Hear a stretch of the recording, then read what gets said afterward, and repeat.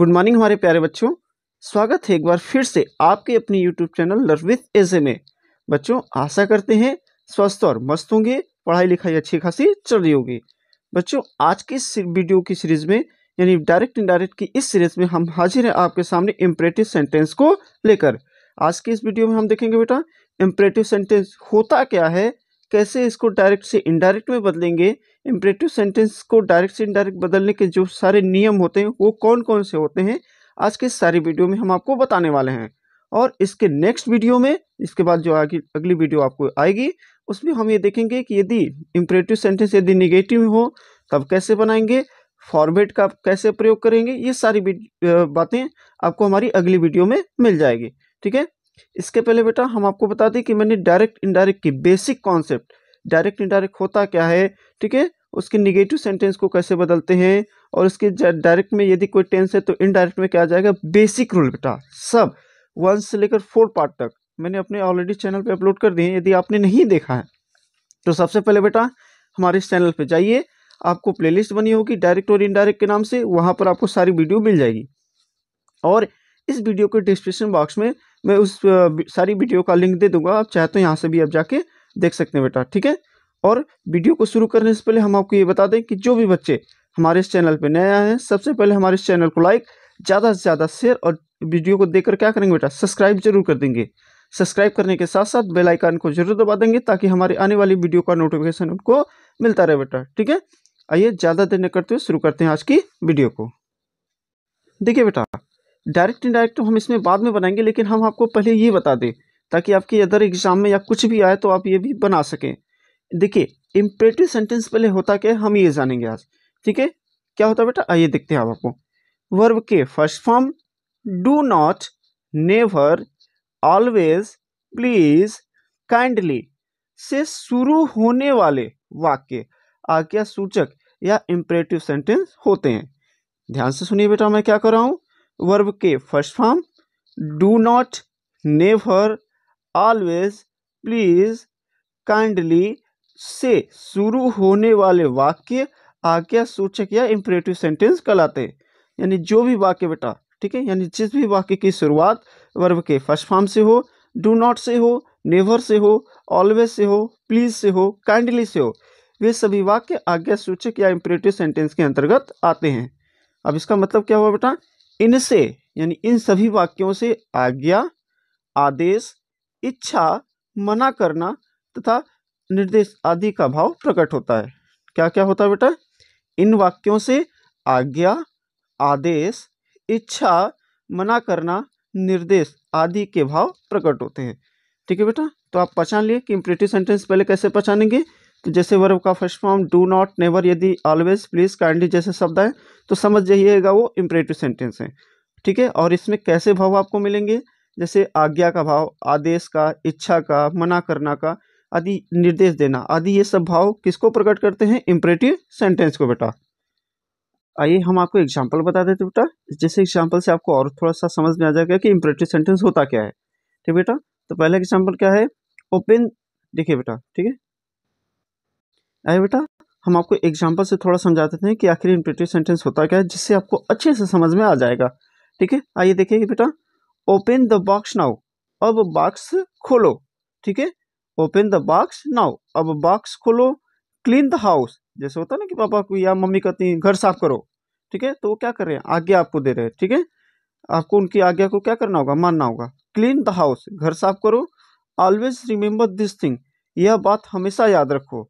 जैसे आपके टीचर होते हैं या आपके मम्मी पापा होते हैं तो कुछ यदि बात आपको बताते होते हैं तो कहते हैं ना कि ये बात हमेशा याद रखना। ठीक है, तो क्या हो गया, ऑलवेज रिमेंबर दिस थिंग।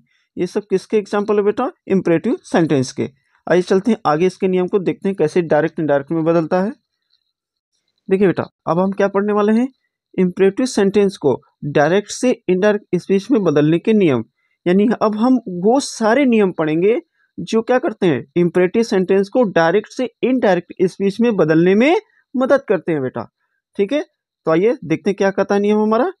यदि डायरेक्ट स्पीच में, क्या बेटा, यदि डायरेक्ट स्पीच में कोई इम्परेटिव सेंटेंस आता है, क्या, यदि डायरेक्ट स्पीच में कोई इम्परेटिव सेंटेंस आता है तो नीचे दिए गए रूल्स के अनुसार इनडायरेक्ट स्पीच में उसे क्या करते हैं, बदल देते हैं। कहने का मतलब बेटा, यदि डायरेक्ट स्पीच में यदि आपको कोई इम्परेटिव सेंटेंस दिखाई दे और इम्परेटिव सेंटेंस को पहचानने का तरीका हम ऊपर बता दिए बेटा, यदि ऐसा कोई आपको सेंटेंस मिल जाए तो उसको आप कैसे इनडायरेक्ट स्पीच में बदलेंगे, वो सारे नियम हम आपको नीचे बताने जा रहे हैं बेटा। ठीक है, आइए देखते हैं। रूल पहला क्या कहता है बेटा हमारा, यदि डायरेक्ट स्पीच में आया हुआ इम्परेटिव सेंटेंस, क्या बेटा, यदि डायरेक्ट स्पीच में आया हुआ इम्परेटिव सेंटेंस वर्ब के फर्स्ट फॉर्म से शुरू हो तो नीचे दिए गए रूल को फॉलो करते हैं। कहने का मतलब बेटा, यदि जो डायरेक्ट स्पीच में इम्परेटिव सेंटेंस आया है ना, यदि उसकी शुरुआत किससे हो, वर्ब के फर्स्ट फॉर्म से हो, तो शुरू हो तो नीचे दिए गए रूल को क्या करते हैं, फॉलो करते हैं। ठीक है, कहने का मतलब मेरी बात ध्यान से सुनिएगा बेटा, यदि डायरेक्ट स्पीच में जो भी वाक्य है, यदि इम्परेटिव सेंटेंस वर्ब के फर्स्ट फॉर्म से शुरू हो रहा है तो अब क्या करेंगे, उसको नीचे दिए गए जो नियम है उसके अनुसार बदलेंगे। क्या नियम है देखते हैं, चलिए। ठीक है बेटा, क्या नियम कहता है, यदि रिपोर्टिंग स्पीच, दो होता है बेटा, ये रिपोर्टेड स्पीच और रिपोर्टिंग स्पीच। रिपोर्टेड स्पीच का मतलब बेटा इन्वर्टेड कामा के अंदर, और रिपोर्टिंग स्पीच मतलब इन्वर्टेड कामा के बाहर। यदि रिपोर्टिंग स्पीच में से, सेड, सेज, क्या ध्यान से देखिएगा बेटा, ये मेन चीज है, क्या, से, सेड, सेज या say to, said to, says to आए तो नीचे दी गई टेबल के अनुसार उसे बदलते हैं। टेबल हम आपको आगे बताएंगे, अभी ध्यान रखिएगा क्या हम कहना चाहते हैं। यदि रिपोर्टिंग स्पीच में से, सेड, सेज या say to, said to, says to आए तो नीचे दी गई टेबल के अनुसार उसे क्या करते हैं बेटा, बदलेंगे। आइए चलते हैं, देखें टेबल को क्या कहता है हमारा। देखिए बेटा, पहला नियम हमारा क्या कहता है, यदि रिपोर्टिंग स्पीच, दो होते हैं बेटा, एक रिपोर्टेड स्पीच होता है, एक रिपोर्टिंग स्पीच। रिपोर्टेड स्पीच का मतलब बेटा इन्वर्टेड कामा के अंदर वाले जो वाक्य होते हैं, और रिपोर्टिंग स्पीच मतलब बेटा इन्वर्टेड कामा के बाहर वाले वाक्य। ठीक है, तो क्या कहता है, यदि रिपोर्टिंग स्पीच में से, सेड, सेज या say to, said to, says to आए तो नीचे दी गई टेबल के अनुसार उसे क्या करेंगे, आप बदलेंगे। टेबल क्या कहता है हम आगे डिस्कस करेंगे, एक बार फिर से बेटा ध्यान से इसको देखें मेरे से बोलो। यदि रिपोर्टिंग स्पीच में से, सेड, सेज या say to, said to, says to आए तो नीचे दी गई टेबल के अनुसार बदलते हैं। क्या ऐसे बदलते हैं हमारे रसगुल्लों, हमारे प्यारे बच्चों, आइए देखते हैं उस टेबल को। बेटा यही टेबल है जिसके अनुसार आप रिपोर्टिंग स्पीच को क्या करेंगे, बदलेंगे। स्पीकर का मतलब बेटा बोलने वाला, यानी कहे तो सब्जेक्ट। लिसनर मीन मतलब सुनने वाला, या कहे तो ऑब्जेक्ट। देखिए ध्यान से हमारे नियम को देखिएगा बेटा। ठीक है, यंगर मीन्स क्या होता है, छोटा। ठीक है, यदि कोई छोटा व्यक्ति अपने क्या करे, बड़े से कोई बात बोले तो से, सेड, सेज आदि इन सबको किस में आप बदलेंगे बेटा, रिक्वेस्टेड में। यदि कोई छोटा बड़े से कोई बात करता है तो ये सारे से, सेज ये किस में बदलेंगे, रिक्वेस्टेड में बदल जाएगा। यदि कोई बड़ा अपने छोटे से कोई बात कहे तो उसकी जगह टोल्ड या क्या करेंगे, आस्क लगा देंगे। ठीक है, यदि छोटा बड़े से कोई कहे तो रिक्वेस्ट, यदि बड़ा कोई छोटे से कहे तो टोल्ड या आस्क का प्रयोग करेंगे। देखिए यदि टीचर कोई स्टूडेंट से कोई बात कहे, ठीक है बेटा, यदि टीचर स्टूडेंट से कोई बात कहे तो वहाँ क्या लगाएंगे, ऑर्डर लगाएंगे। जैसे आपके टीचर, यदि हम ही आपको कोई बात कर दें कि आपको कल से ये सारा वीडियो का होमवर्क लिख के लाना है, सारे ये लगा के आना है, याद करके आना है, तो वो क्या कहलाएगा, ऑर्डर कहलाएगा। यानी से, सेड आदि इन सबको आप किस में बदलेंगे, ऑर्डर में बदलेंगे। यदि स्टूडेंट, यदि आप टीचर यानी हमसे कुछ बात करते हैं, यदि कोई स्टूडेंट अपने टीचर से कोई बात करता है तो वहाँ क्या भी लगेगा बेटा, रिक्वेस्टेड लगेगा। क्या लगेगा, रिक्वेस्टेड। स्टूडेंट यदि टीचर से कोई बात करता है तो रिक्वेस्टेड लगेगा। ठीक है, अब देखिए कैप्टन, जो टीम का कैप्टन होता है ना, जैसे इंडियन टीम है और उसके कैप्टन मान लीजिए रोहित शर्मा, मान लीजिए वो विराट कोहली, केएल राहुल या किसी से, यानी अपने टीम के किसी भी प्लेयर से कोई बात करते हैं तो वहाँ क्या लगाएंगे बेटा, कमांडेड। क्या लगाएंगे, यदि किसी भी टीम का, चाहे हॉकी हो गया, ठीक है, क्रिकेट हो गया, कोई भी खेल बेटा, यदि उसका कैप्टन अपने प्लेयर से कोई बात करता है तो वहाँ क्या लगाएंगे, कमांडेड लगाएंगे। ठीक है, आगे देखिए क्या कहता है बेटा।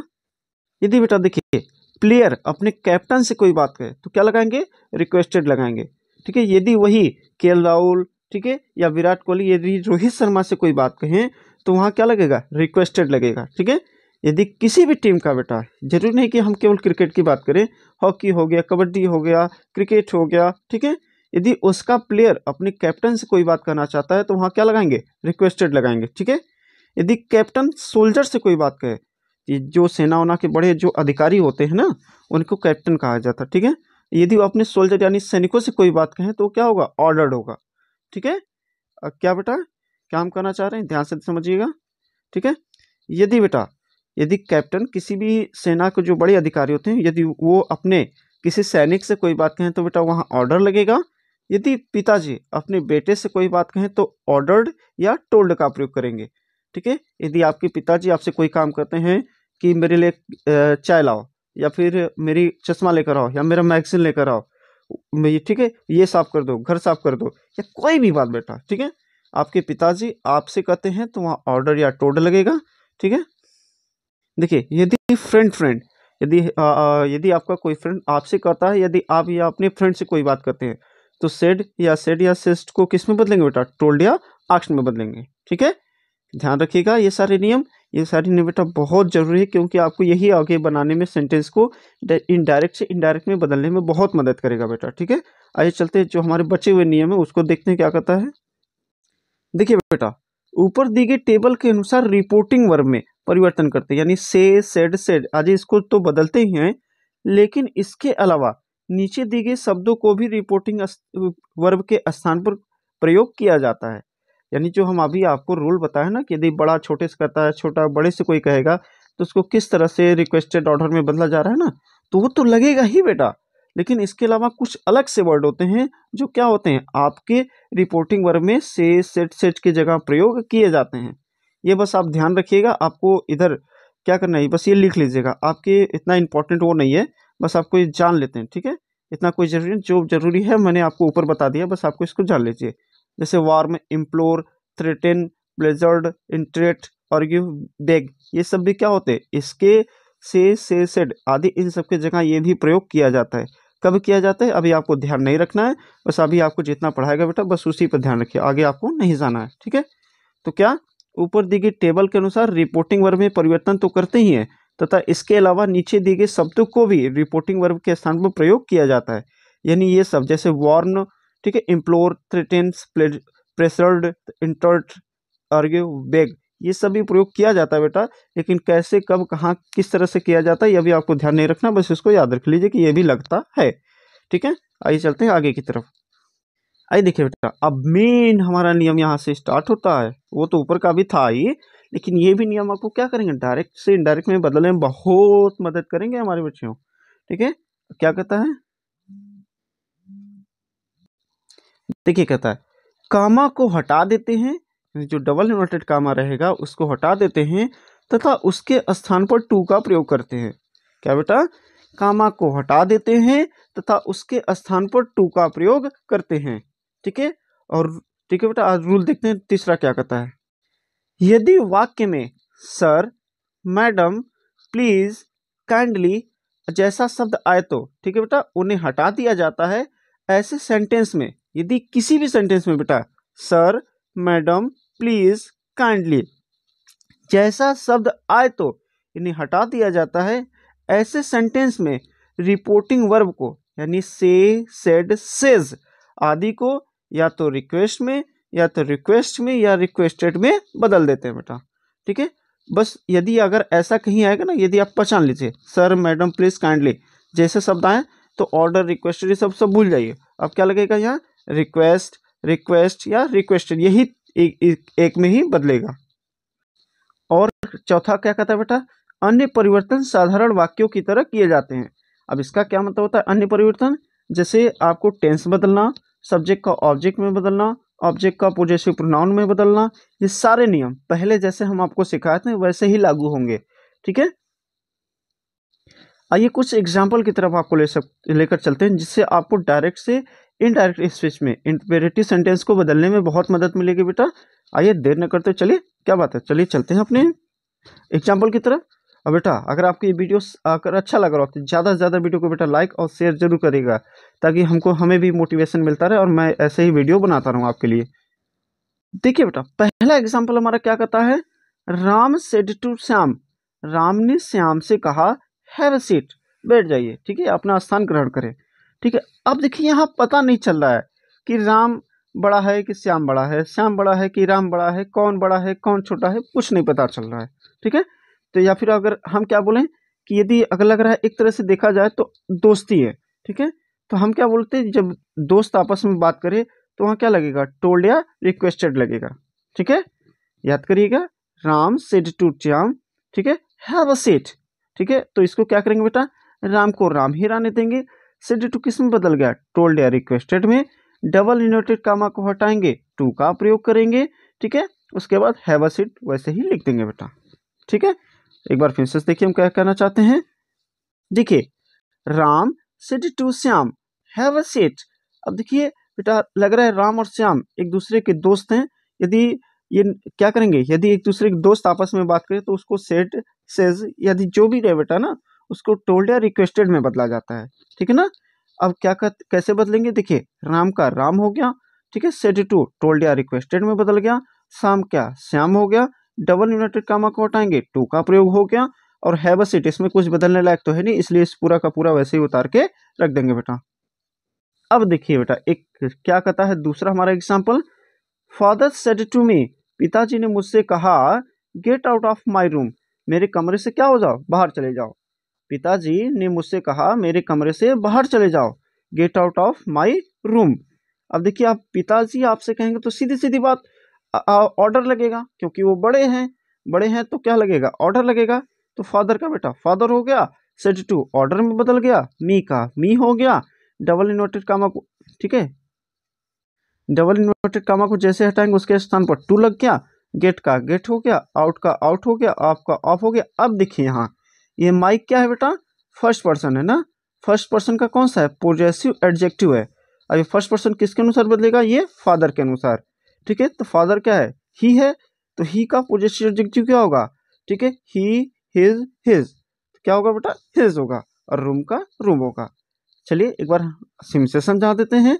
ठीक है, देखिए बेटा क्या कहता है, फादर सेड टू मी, पिताजी ने मुझसे कहा। अब जाहिर सी बात है पिताजी बड़े हैं बेटा, अब छोटे से कुछ कहेंगे तो ऑर्डर ही लगेगा, gate out of my room, मेरे कमरे से बाहर चले जाओ। तो फादर का बेटा देखिए फादर हो गया, सेड टू ऑर्डर में बदल गया, मी का मी हो गया, जैसे ही डबल इन्वर्टेड कामा को हटाएंगे उसके जगह टू हो गया, गेट का गेट हो गया, आउट का आउट हो गया, ऑफ का ऑफ हो गया।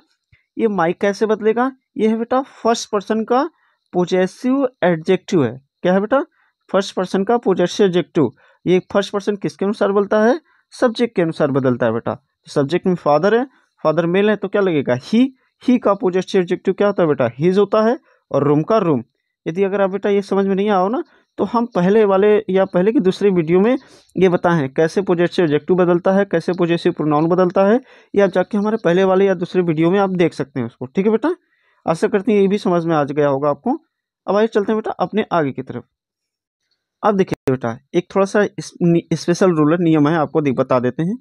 यदि, ठीक है, क्या कहता है, यदि डायरेक्ट स्पीच के रिपोर्टेड स्पीच में, ये डायरेक्ट सेंटेंस या स्पीच या नरेशन एक ही कहते हैं बेटा। ठीक है, यदि इसके रिपोर्टेड स्पीच में यानी इन्वर्टेड कामा के अंदर सर मैडम आता है तो उन्हें हटाकर उनके स्थान पर रिस्पेक्टफुली का प्रयोग करते हैं। ठीक है बेटा, क्या करेंगे, यदि डायरेक्ट स्पीच के रिपोर्टेड स्पीच में या डायरेक्ट नरेशन के रिपोर्टेड स्पीच में यानी इन्वर्टेड कामा के अंदर सर मैडम आता है तो उनको हटाकर उनके स्थान पर रिस्पेक्टफुली का प्रयोग करते हैं। ठीक है बेटा, कैसे, आइए देखिए कुछ और नियम है इसके। यदि रिपोर्टिंग वर्ब के बाद कोई ऑब्जेक्ट नहीं आया है, क्या बेटा, यदि रिपोर्टिंग वर्ब के बाद यानी राम सेड, राम सेज, ठीक है, यदि ऐसा कोई रहा बेटा या तो उसके बाद कोई ऑब्जेक्ट नहीं आया है ना, तो सर या मैडम के स्थान पर रिस्पेक्टफुली का प्रयोग ऑब्जेक्ट के स्थान पर लिखते हैं। यानी जो भी आप सर मैडम के स्थान पर क्या करेंगे, जो रिस्पेक्टफुली का प्रयोग करेंगे ना बेटा, वो ऑब्जेक्ट के स्थान पर करेंगे। क्या नियम है एक बार फिर से देखिए, यदि रिपोर्टिंग वर्ब के बाद यानी इन्वर्टेड कामा के बाहर जो से सेड होता है उसी को रिपोर्टिंग वर्ब कहते हैं। ठीक है बेटा, के बाद कोई ऑब्जेक्ट नहीं आया है तो सर या मैडम के स्थान पर रिस्पेक्टफुली का प्रयोग उस ऑब्जेक्ट की जगह पर ही करेंगे बेटा। ठीक है, कैसे करेंगे? आइए एक एग्जाम्पल है जिससे आपको बेटर से बेटर तरीके से समझ में आएगा। आइए क्या एग्जाम्पल बेटा, चलिए अपने एग्जाम्पल की तरफ। देखिए बेटा क्या है, सी सेड टू शॉपकीपर, उसने दुकानदार से कहा sir please help me, sir कृपया मेरी मदद करें। देखिए बेटा, अब ये देखिए क्या करेगा, अब यहाँ क्या है, सर या प्लीज आया ना, सर या मैडम आया, यानी क्या लगेगा यहाँ, रिस्पेक्टफुली लगेगा। तो देखिए सी का बेटा क्या हो गया, सी हो गया, सेड टू क्या बदल गया, रिक्वेस्टेड में बदल गया। ठीक है, शॉपकीपर का शॉपकीपर हो गया, और जैसे डबल इन्वर्टेड कामा को हटाएंगे इसके जगह पर क्या लगेगा, रिस्पेक्टफुली लगेगा। ठीक है, उसके पहले ही रिस्पेक्टफुली लगाएंगे, फिर डबल इन्वर्टेड कामा को हटाकर टू का प्रयोग करेंगे, फिर क्या हो गया, हेल्प का हेल्प हो जाएगा। अब ये मी किसका है बेटा, है तो फर्स्ट पर्सन, लेकिन क्या है ऑब्जेक्टिव केस है, तो फर्स्ट पर्सन किसके अनुसार बदलेगा बेटा, सी के अनुसार। तो सी का ऑब्जेक्टिव केस क्या होगा, हर। आइए एक बार फिर से समझा देते हैं, अगर आपको नहीं समझ में आया तो उसमें क्या है, चलिए एक बार फिर से समझने के लिए तैयार हो जाइए।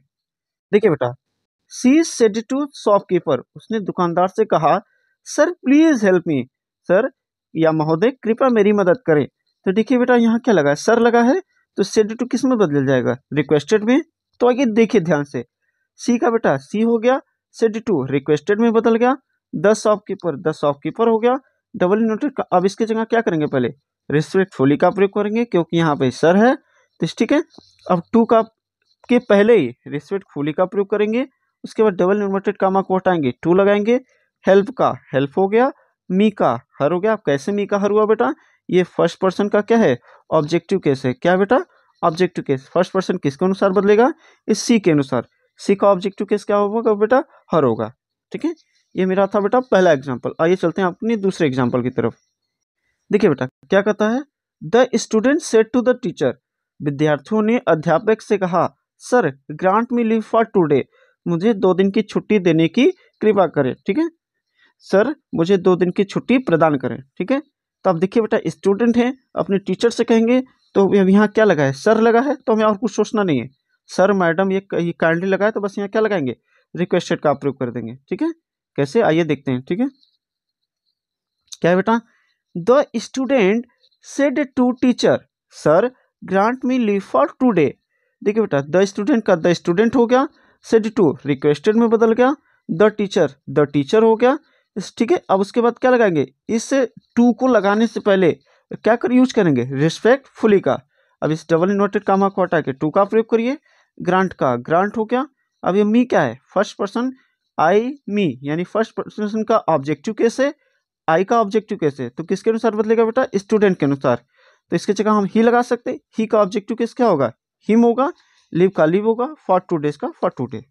ठीक है, क्या बेटा, द स्टूडेंट का द स्टूडेंट हो गया, सेड टू रिक्वेस्टेड में बदल गया, द टीचर का द टीचर हो गया। अब इसके बाद तुरंत रिस्पेक्टफुली का प्रयोग करिए, उसके बाद टू का प्रयोग करिएगा आप, टू हो गया, फिर डबल इन्वर्टेड कामा को हटाकर ग्रांट का ग्रांट हो गया। मी क्या है बेटा, आई का ऑब्जेक्टिव कैसे, तो आई कहाँ से आ गया, तो अब ये किसके अनुसार, फर्स्ट पर्सन है, तो सब्जेक्ट के अनुसार बदलेगा।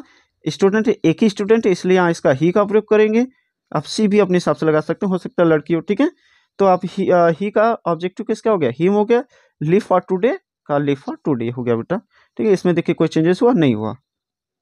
देखिए बेटा तीसरा हमारा क्या कहता है, द ड्राइवर सेड, ड्राइवर ने कहा madam please close the door, madam कृपया करके दरवाजा बंद करें। ठीक है, ड्राइवर ने कहा मैडम प्लीज दरवाजा बंद कर दे। तो अब यहाँ देखिए बेटा मैडम लगा है, तो सीधे सीधे हम क्या बदलेंगे, रिक्वेस्टेड, इसको सेड को हटाकर किस में बदलेंगे, रिक्वेस्टेड में। द ड्राइवर का द ड्राइवर हो गया, सेड को रिक्वेस्टेड में बदल दिए। अब इस इन्वर्टेड कामा का हटाकर टू लगाएंगे, लेकिन उसके पहले ही हम किसका यूज करेंगे बेटा, रिस्पेक्टफुली का, क्योंकि ऑब्जेक्ट है नहीं। उसके बाद टू लगाएंगे, अब ये प्लीज मैडम ये सब शब्दों को हम क्या करेंगे, हटा देंगे, क्लोज द डोर हो जाएगा। कैसे बना बेटा, एक बार फिर से ध्यान से देखिएगा हमारा, the driver said madam please close the door. अब देखिए द ड्राइवर का बेटा हो गया, द ड्राइवर सेड रिक्वेस्टेड में बदल गया। ठीक है, अब इस डबल इन्वर्टेड कामा को हटाकर हम क्या लगाते हैं, टू, लेकिन उसके पहले ही आप क्या कर यूज करेंगे, रिस्पेक्टफुली का, क्यों, क्योंकि यहाँ मैडम का प्रयोग किया गया है। फिर डबल इन्वर्टेड कामा को हटाकर टू का प्रयोग करिए, फिर देखिए बेटा मैडम प्लीज जैसे शब्दों को आप हटा दीजिए, उसके बाद क्लोज द डोर, ये पूरा बन गया बेटा आपका। आशा तथा उम्मीद करते हैं बेटा आपको अच्छे से समझ में आया होगा। ये बेटा हमारा चैनल है youtube@learnwithsa93, जिसे आप अपने यूट्यूब तथा गूगल पे जाके सर्च करके हमारे चैनल को पा सकते हैं, जिसे देखकर आप क्या कर सकते हैं, वीडियो को सब्सक्राइब ज़्यादा शेयर और लाइक कर सकते हैं। ठीक है, आइए चलते हैं, आपके लिए एक छोटा सा क्वेश्चन है, आपने चलते हैं क्वेश्चन की तरफ। ये जिंदगी हंसी है, ये जिंदगी हंसी है, इससे प्यार करो, अभी है रात तो सुबह का इंतजार करो। क्या बेटा? ये जिंदगी हंसी है, इससे प्यार करो, अभी है रात तो सुबह का इंतजार करो। वो पल भी आएगा जिसकी ख्वाहिश है आपको, वो पल भी आएगा जिसकी ख्वाहिश है आपको, रब पर रखो भरोसा, वक्त पर एतबार करो। ठीक है, वो पल भी आएगा जिसकी ख्वाहिश है आपको, रब पर रखो भरोसा, वक्त पर एतबार करो। कहने का मतलब बेटा, अब आपकी बोर्ड एग्जाम बहुत ही नज़दीक है, आप बेटा एकदम रिलैक्स होकर पढ़ाई करिए। ठीक है, टेंशन लेकर पढ़ाई नहीं करिए, ये तो आती हुई चीज़ों भूल जाएंगे। ठीक है, एकदम मस्ती से एंजॉय करते हुए पढ़ाई करिए, घूमिए फिरिए सब करिए, लेकिन उसके साथ पढ़ाई भी करिए। और रही बात पूरे बोर्ड एग्जाम तक, मैं आपके साथ लगा रहूँगा। आपको कोई भी दिक्कत होती है बेटा, आप हमारे कमेंट्स बॉक्स में ज़रूर बताइएगा, मैं आपकी मदद के लिए हमेशा तैयार रहूँगा। ठीक है बेटा, ऐसे ही मस्त तरीके से इंग्लिश ग्रामर या इंग्लिश बुक या किसी भी तरीके की इंग्लिश पढ़ने के लिए आप हमारे चैनल आपके और हमारे यूट्यूब चैनल पर बने रहिएगा बेटा। ठीक है, अगर ये वीडियो बेटा हमारा आपको अच्छा लगा हो तो इस वीडियो को ज़्यादा से ज़्यादा लाइक शेयर और सब्सक्राइब करना ना भूलिएगा। अपने दोस्त सर्कल में जितने भी दोस्त होंगे बेटा, उन तक ये वीडियो को ज़रूर पहुँचाइएगा, ताकि अधिक से अधिक लोग लाभ इसका पा सकें। और हमारे इस वीडियो को देखने के लिए आपका बहुत बहुत धन्यवाद। इसी तरह से इंग्लिश इंटरेस्टिंग वे में पढ़ने के लिए आप बने रहिएगा हमारे साथ, और हमारे और आपके अपने यूट्यूब चैनल लर्न विथ एजे के साथ। तब तक के लिए नमस्कार, टाटा, गुड बाय।